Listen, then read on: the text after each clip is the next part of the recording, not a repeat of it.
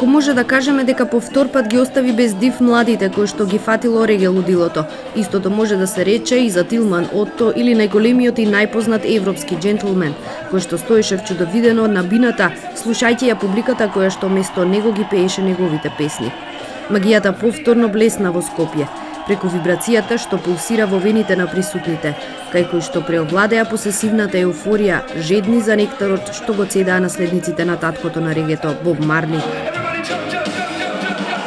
Джентлмен и неговата еволуција, тимски, неуморно, без прекин, 2 часа ја забавуваа публиката, која што им возвраќаше со насмевки, а како што изјави Отто во интервју за еден веб портал, тоа значи дека мисијата е успешна.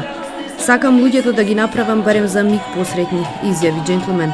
Отто е пример на дете кое што докажа дека американскиот сон може да се оствари и во Европа. 35 годишниот германец стана заложник на реге музиката, кога првпат ја посетил Јамајка во 90-тите. Тогаш се решил да ја донесе и да ја шири пораката на љубовта и на мирот и во Европа.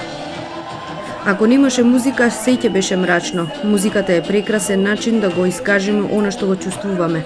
Таа ги наведува луѓето да мислат, некогаш кога седиш дома сам и слушаш музика и кога ќе те погоди барем еден стих, сваќаш дека не си сам. Имаш некој со кој што го делиш мислењето. Тоа е моќта на музиката.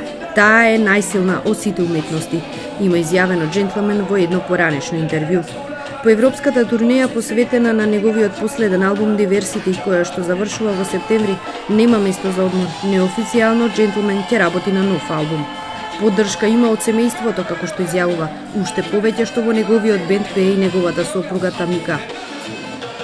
Долго најуваниот концерт на джентлмен не само што не ги разочара љубителите на реге музиката, туку уште повеќе ги освои позитивната енергија, оставајќи им аманет да ја шират пораката на љубовта.